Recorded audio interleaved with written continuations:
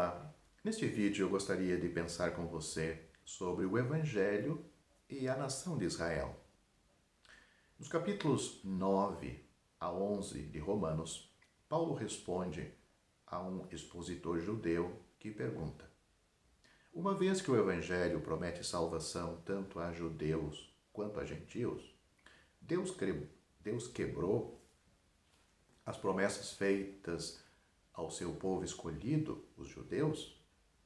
A resposta de Paulo abrange o passado, isso nós temos no capítulo 9, o presente, temos aí no capítulo 10, e o futuro, temos Paulo respondendo no capítulo 11 de Romanos a Israel.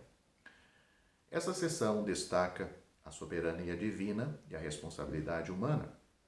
Romanos capítulo 9 é uma das passagens-chave da Bíblia acerca da eleição soberana por Deus, a eleição soberana de Deus. O capítulo 10 de Romanos contrabalança esta doutrina com uma apresentação igualmente enfática do conceito da responsabilidade humana. Existe uma grandeza e profundidade solene nesses três capítulos. Não ficamos surpresos pelo fato de que o escritor inspirado, depois de contemplar o mistério e soberania do propósito divino na história humana, terminasse com a frase: ó profundidade da riqueza, tanto da sabedoria como do conhecimento de Deus, no capítulo 11 de Romanos, versículo 33. Mas qual o ponto crítico do raciocínio do apóstolo? Ele está nos ensinando como o Evangelho se associa à nação de Israel no sentido das dispensações e da história. Há três motivos em sua lógica. Primeiro, no capítulo 9 de Romanos, seu ponto é que este belíssimo Evangelho ao mundo inteiro não cancela o propósito especial de Deus para Israel. Note as palavras no versículo 6 deste capítulo 9, e não pensemos que a palavra de Deus haja falhado, porque nem todos os de Israel são de fato os israelitas, é isso que temos neste versículo.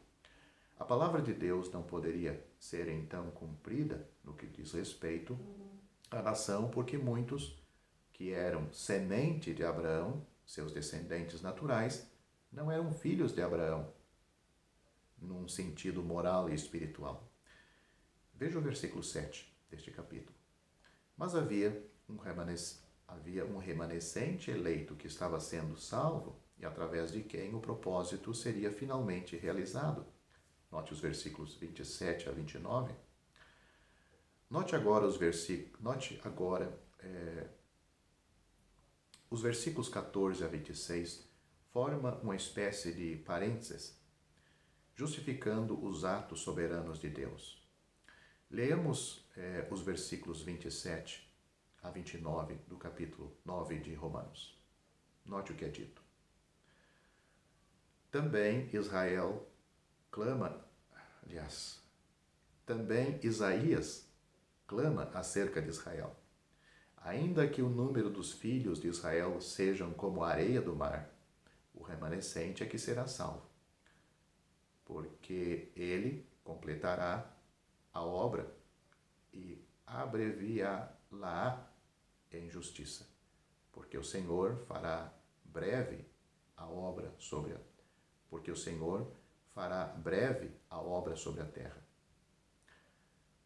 E como antes disse Isaías, se o Senhor dos Exércitos não deixar a descendência, teríamos nos tornado como Sodoma e teríamos sido feitos como Gomorra.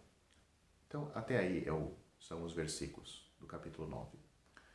O segundo motivo, no capítulo 10, que deveria talvez começar no versículo 9, deveria começar no capítulo 9, versículo 30, o ponto é que o Evangelho, em lugar de abolir o plano especial de Deus para Israel, cumpre a promessa feita a este povo.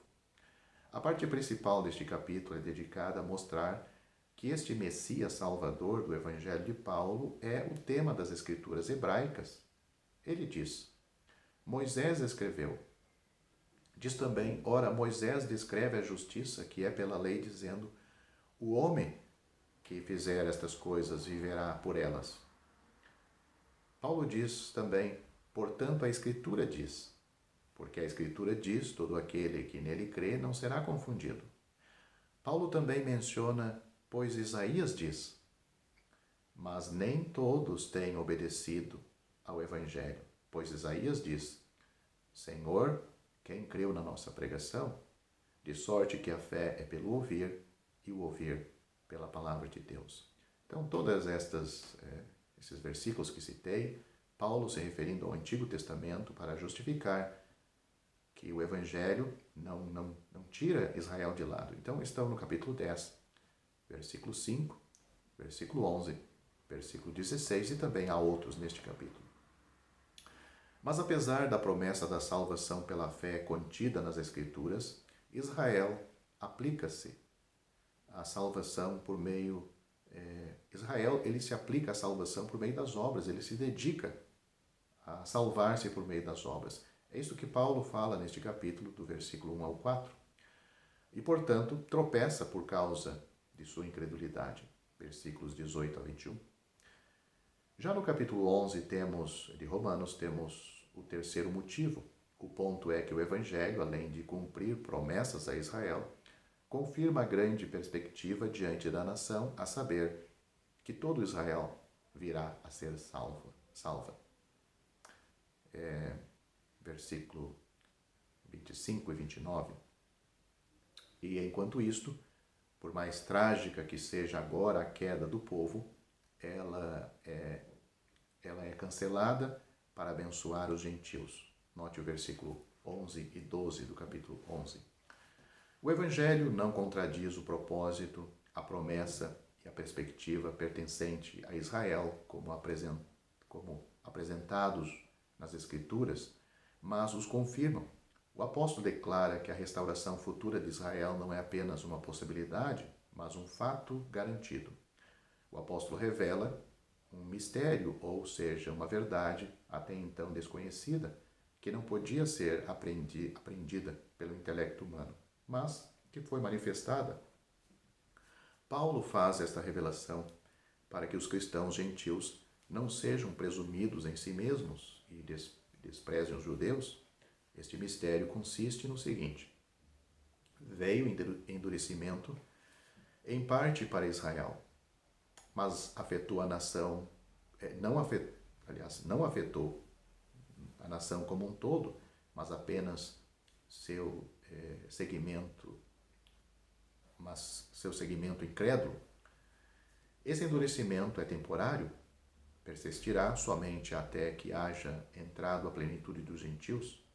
A plenitude dos gentios se refere ao tempo em que o último membro será salvo, ou será acrescentado à igreja, que é o corpo de Cristo. Então, finalmente completo, este corpo será arrebatado ao lar celestial. A plenitude dos gentios deve ser distinguida do tempo dos gentios, que temos em Lucas capítulo 21, versículo 24. A expressão tempo dos gentios se refere a todo o período de dominação gentia entre os judeus que começou com o cativeiro na Babilônia, em 2 Crônicas, capítulo 36, versículo 1 a 21, e se estenderá até a volta de Cristo à terra para reinar. O endurecimento de Israel, em decorrência do julgamento de Deus, será removido por ocasião do arrebatamento. Mas isto não significa que todos os israelitas serão salvos de imediato.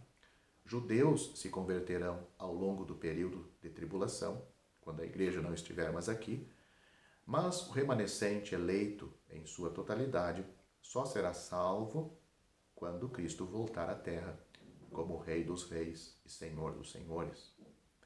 Ao dizer que todo Israel será salvo, Paulo está se referindo a todo Israel que crê no Senhor Jesus. Os judeus incrédulos serão destruídos na segunda vinda de Cristo. Note Zacarias capítulo 13, versículo 8 a 9. Somente os que dizem, bendito o que vem em nome do Senhor, serão poupados para entrar no reino. Por isso Isaías os menciona ao falar da vinda do Redentor de Sião e de como ele apartará de Jacó as impiedades. Isaías capítulo 59, versículo 20.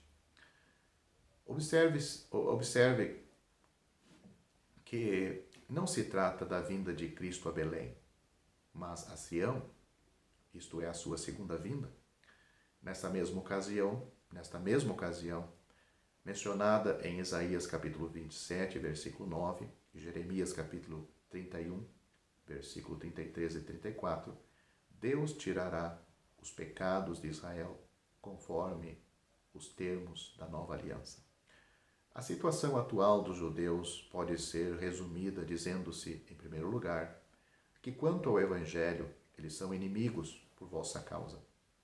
São inimigos no sentido de que foram lançados fora, colocados de lado, alienados do favor de Deus para que o Evangelho fosse levado aos gentios. Mas essa é apenas uma parte do quadro.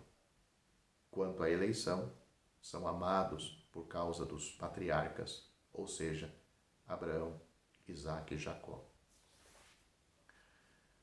Ainda são amados porque os dons e a vocação de Deus são irrevogáveis. Deus não toma suas dádivas, aquilo que Ele deu, não toma suas dádivas de volta e não volta atrás depois de fazer uma promessa incondicional. Ele deu a Israel os privilégios relacionados em Romanos capítulo 9, versículos 4 a 5. Chamou Israel para ser o seu povo aqui na terra. Isaías capítulo 48, versículo 2. Separado de todas as outras nações. Nada pode mudar os seus propósitos. Nada pode mudar os propósitos de Deus em relação a Israel. Ainda que hoje Israel está posto de lado para que o Evangelho alcance os gentios no mundo todo. Após o arrebatamento, ou seja, os crentes, os salvos desta época, sendo levados ao céu, Deus voltará a tratar com Israel. Então, muitos de Israel serão salvos e Israel como nação também será salva.